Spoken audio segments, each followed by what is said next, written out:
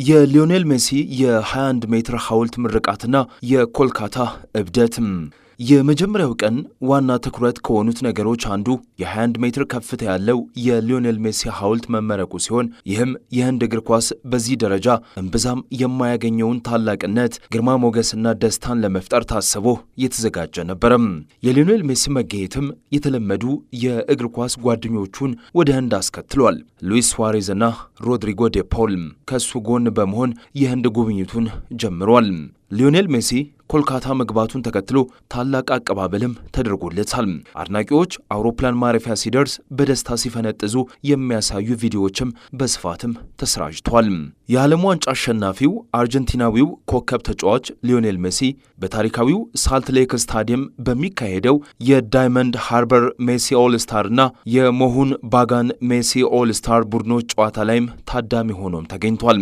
ኮልካታም እንደተጠበቀው ሙሉ በሙሉ ሜሲን ለመቀበል ዝግጁ ሆና ነበር ያመሸችው። ከተማዋ በዋናው የዝግጅት ስታዲየም ዙሪያ የህዝብ አስተዳደር እቅዶችንና የትራፊክ ማስጠንቀቂያዎችን አውጥታ ነበር። ይህ ጉብኝት ምን ያህል በጥብቅ እንደታቀደና ከፍተኛ ታዳሚ እንደሚጠበቅ የሚያሳይ ምልክት ነው። ታዲያ በዚሁ አጋጣሚም የቦሊውድ ንጉሥ ሻሩክ ካህንና የእግር ኳሱ ኮከብ ሊዮኔል ሜሲ በህንድ ኮልካታ ከተማ ላይም ተገናኝቷል። ቅዳሜ ዕለት የፊልም ልዕለ ኮከቡ ሻሩክ ካህን ኮልካታ ላይ ከሊዮኔል ሜሲ ሰላምታ ሲለዋወጥም ታይቷል። የቦሊውድ ልዕለ ኮከብ ሻሩክ ካህን ቅዳሜ ዕለት ጎቱር በተሰኘው የሊዮኔል ሜሲ ጉብኝት ላይ ከአርጀንቲናዊው የእግር ኳስ ኮከብ ሊዮኔል ሜሲ ጋርም ተገናኝቷል። ሜሲ በጉብኝቱ ወቅት ኮልካታን፣ ሃይድራባድ፣ ሙምባይንና ዴሊን ጨምሮ 4 ከተሞችን ለመጎብኘት ቀጥሮ ይዞ ነበር ወደ ህንድ የመጣው።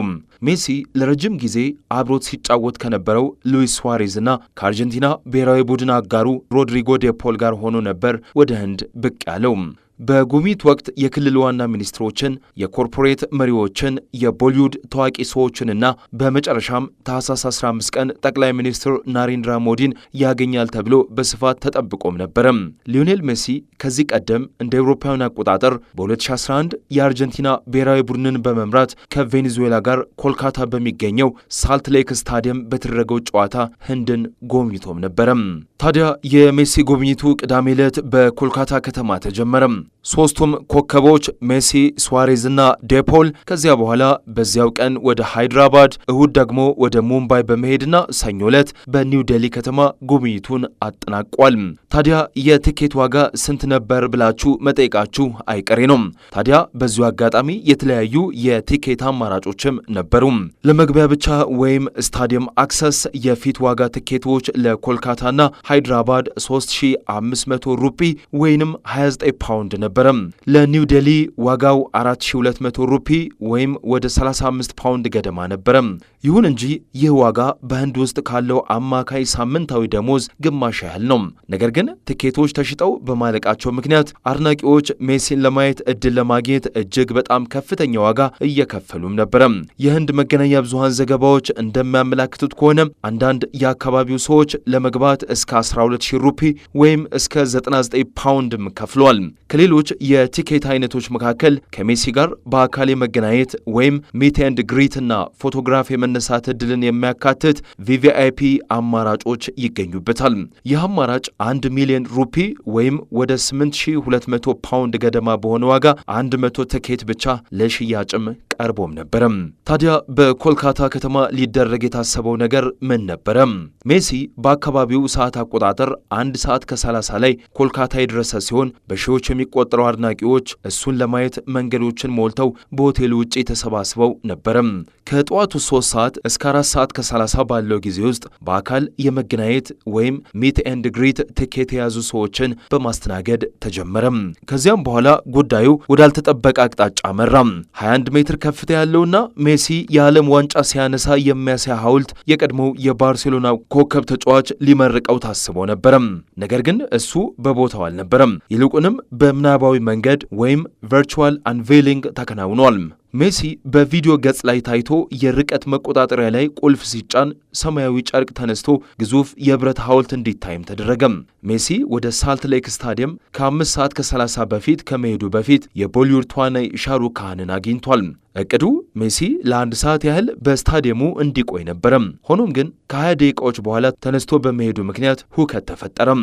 ትኬት የገዙ አድናቂዎች በብዛት በሰፈሩት የጸጥታ አካላት፣ ፖለቲከኞችና ታዋቂ ሰዎች መሃል ሜሲን ማየት ባለመቻላቸው ነው ብስጭቱ የፈነዳው። ሊዮኔል ሜሲን ከበው ያሉት መሪዎችና ተዋናዮች ብቻ ናቸው። ታዲያ ለምን ጠሩን? የ12,000 ሩፒ ትኬት ገዝተናል፣ ነገር ግን ፊቱን እንኳን ማየት አልቻልንም ሲል በስታዲየሙ የነበረ አንድ የሜሲ አድናቂ ለህንድ የዜና ወኪል ኤኤንአይ ተናግሯል። አንድ የተቆጣ ደጋፊ ደግሞ ሰዎች 8 ጊዜ የባሎንዶር አሸናፊ ለማየት የአንድ ወር ደሞዝ የሚሆን ገንዘብ እንደከፈሉ ለፕሬስ ትረስት ኦፍ ኢንዲያ የዜና ወኪልም ገልጿል። ትኬቱን በ5,000 ሩፒ ገዝቼ ከልጄ ጋር የመጣሁት ሊዮኔል ሜሲን እንጂ ፖለቲከኞችን ለማየት አይደለም ብሏል። ፖሊሶችና የደህንነት አካላት የራሳቸውን ፎቶ ወይም ሰልፊ እያነሱ ነበረም። አስተዳደሩም ለዚህ ተጠያቂ ነው። ከአንዳንድ የአካባቢው ተጫዋቾች ጋር የወዳጅነት ጨዋታ ወይም ኪክ አባውት ሊኖር ታስቦ የነበረ ቢሆንም አልተደረገም። ሜሲ በፍጥነት ተነስቶ ወደ ሃይድራባድ ከተማም ተወሰደም። በኮልካታ የተፈጠረው ሁከት ምን ያህል ሰፋ ያለ ነበረም? ሊዮኔል ሜሲ ወደ ስቴዲየሙ ወጥቶ ለአድናቂዎቹ እጁን እያወዛወዘ ሰላምታም እየሰጠ ነበረም። ነገር ግን መገኘቱ ሳይታሰብና በድንገት ሲቋረጥ አንዳንድ የተበሳጩ ደጋፊዎች ሜዳውን በመውረር ባነሮችንና ድንኳኖችን አበላሹም። ሌሎች ደግሞ የፕላስቲክ ወንበሮችንና የውሃ ጠርሙሶችን ወረወሩም። የምዕራብ ቤንጋል ዋና ሚኒስትር ማማታ ባነርጂ በሁኔታው በጣም እንደተረበሹና እንደደነገጡ ተናግሯል። ባነርጂ ምርመራ ማድረጋቸውን በማስታወቅ በስታዲየሙ ለተፈጠረው ሁከት ለሜሲና ለስፖርት ወዳዶችም ይቅርታ ጠይቋል።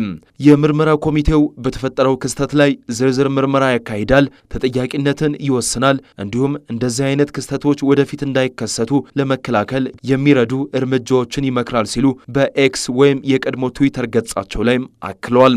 የሜሲ ቃል አቀባይ በበኩላቸው ሜሲ አስቀድመው ስምምነት የተደረገበትን የጊዜ ገደብ እንደተወጣም ተናግሯል። የዝግጅቱን አደረጃጀት በተመለከተ ግን ቢቢሲን ወደ ባነርጂ በማህበራዊ ሚዲያ ላይ ወደ ተላለፈው የይቅርታ መግለጫም መርቷል። በሌላ በኩል የኮልካታው ቴሌግራፍ ጋዜጣ በአንድ የአርትዖት ጽሑፍ ላይ በጣም የተጋነነ ዝግጅትና ደካማ አያያዝ፣ ቅንጅት ማጣትና የጸጥታ መዋቅር መዘናጋት ስታዲየሙን ወደ የጦር ሜዳ እንደለወጠውም ገልጿል። የዝግጅቱ አዘጋጅ ወይም ኤቨንት ኦርጋናይዘር ሳታድሩ ዱታ መታሰሩ የተዘገበ ሲሆን የከተማዋ ፍርድ ቤትም ለ14 ቀናት በፖሊስ ቁጥጥር ስር እንዲቆይም ወስኖበታል። በሌላ በኩል ሊዮኔል ሜሲ ከጠቅላይ ሚኒስትር ናሬንድራ ሞዲ ጋር በትላንትናው ዕለት የነበረውን ቀጠሮ ለምን ተሰረዘም? አርጀንቲናዊው ኮከብ ሊዮኔል ሜሲ ሰኞ ዕለት በኒው ዴሊ የመጨረሻ መዳረሻው በሆነው የጎት ቱር 2025 ጉብኝት ወቅት ከጠቅላይ ሚኒስትር ናሬንድራ ሞዲ ጋር ይገናኛል ተብሎ በሰፊው ሲዘገብም ነበረ። ቀደም ሲል እንደተዘገበው ሜሲ ጠቅላይ ሚኒስትሩን እንዲያገኝ ቀጠሮ ተይዞለት የነበረ ሲሆን ለዚህም የ21 ደቂቃ የፕሮቶኮል ዝግጅት ተደርጎም ነበረ። ይሁን እንጂ ሊዮኔል ሜሲ ሙምባይ ከተማ ውስጥ እያለ እሁድ ምሽት ላይ ስብሰባው ተሰረዟል። ስብሰባው የተሰረዘበት ዋናው ምክንያት ደግሞ ጠቅላይ ሚኒስትር ናሬንድራ ሞዲ በምትኩ ለ4 ቀናት በሚቆይ ይፋዊ ጉብኝት ወደ ኦማን፣ ኢትዮጵያና ጆርዳን ስለሚጓዙ ነው።